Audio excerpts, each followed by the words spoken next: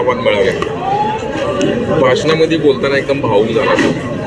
जुन्या लोकांना एक आव्हान केलं की या एक वज्रमुख तयार केलं. काय सांगाल? तेच भावनापूर्ण भाषेत तुम्ही सांगाल. नहीं ये आज जो कार्यक्रम था गेट टुगेदर का ही था, तो भावनापूर्वक बोले तो वो अंदर से निकल गया वैसा, क्योंकि मैं ही नहीं चाहता कि जो लोग मजलिस से जुड़े हैं और जिनकी वजह से एमआईएम पार्टी सोलापुर में अपने पैर फैलाई है, वो लोग एमआईएम से दूर जाए किसी भी वजह से, चाहे वो नेता को नहीं पसंद करके हो या लैक ऑफ कम्युनिकेशन हो, तो वो दूर करने के लिए मैंने लोगों को, पुराने लोगों को आह्वान किया कि वापस से आकर एमआईएम के साथ जुड़े और एमआईएम को और ताकत दे. इसके लिए मैं उन लोगों को बोला.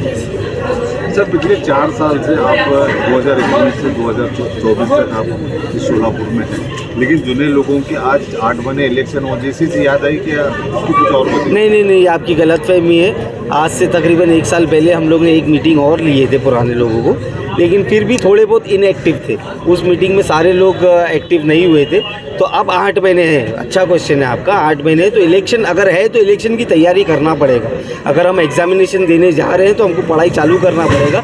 तो ये आप बोल सकते हैं कि इलेक्शन की तैयारी है. सर, तुम आपने अब और एक जनता से कहा है कि देखो शोर आया, ये ऐसे घोषणाबाजी से वगैरह इलेक्शन नहीं जीत पाएंगे, इसके लिए हर चीज़ से मजबूत होना चाहिए. क्या एक्चुअली क्या कहना चाहते हैं आप? कौन से स्थिति से मजबूत होना चाहिए? देखिए, इलेक्शन जीतने के लिए सबसे पहली चीज़ है संगठन. तो संगठन स्ट्रॉन्ग करना पड़ेगा.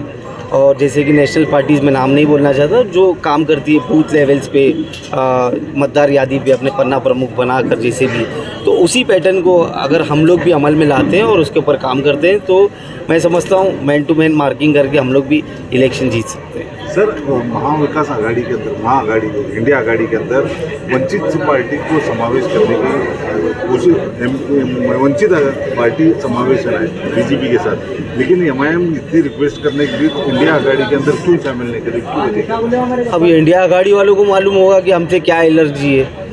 या बहुत आपने तो मेरे मतलब दिल की बात बोल दी है कि लोगों में ये सवाल रहता है बहुत कि आप लोग इंडिया में जुड़ जाओ, आप लोग इंडिया में जुड़ जाओ. तो आपने ये बता दिए पत्रकार होने के नाते कि एमआईएम वाले चाह रहे हैं इंडिया में जुड़ने के लिए, लेकिन ये इंडिया वाले हमको नहीं ले रहे. तो जो लोगों का सवाल था उसका जवाब आपने ही दे दिए कि एमआईएम चाहती है बीजेपी को रोकना और इंडिया आघाड़ी का हिस्सा बनना, जिसका ऐलान हमारे खासदार इम्तियाज़ जलील साहब ने भी कर दिए हैं. लेकिन इंडिया वाले तो हमको एक्सेप्ट किए हैं, इंडिया आघाड़ी वाले हमको आघाड़ी में नहीं ले रहे. वो रीज़न उनको ही बताओ. सर, नीतीश कुमार अचानक आज बीजेपी में उनका मुख्यमंत्री बदलने जा रहे हैं कि इंडिया को छोड़कर फिर से वो एनडीए में जा रहे हैं, तो उसके ऊपर आपकी क्या राय है? देखिए, मैं बहुत छोटा हूँ उनके ऊपर कुछ बोलने के लिए, लेकिन उनका नाम पलटू राम है बोलते हैं, जो पॉलिटिक्स में बोला जाता है उनको.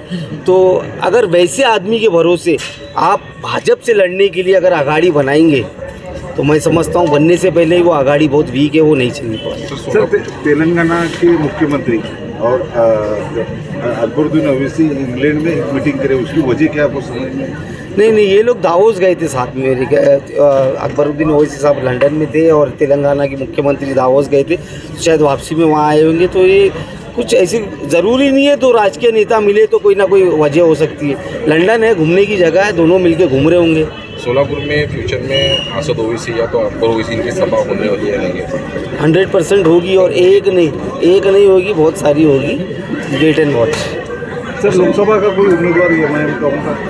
अभी फ़िलहाल तो नहीं है. हमारे अनवर सादात साहब आए हुए हैं.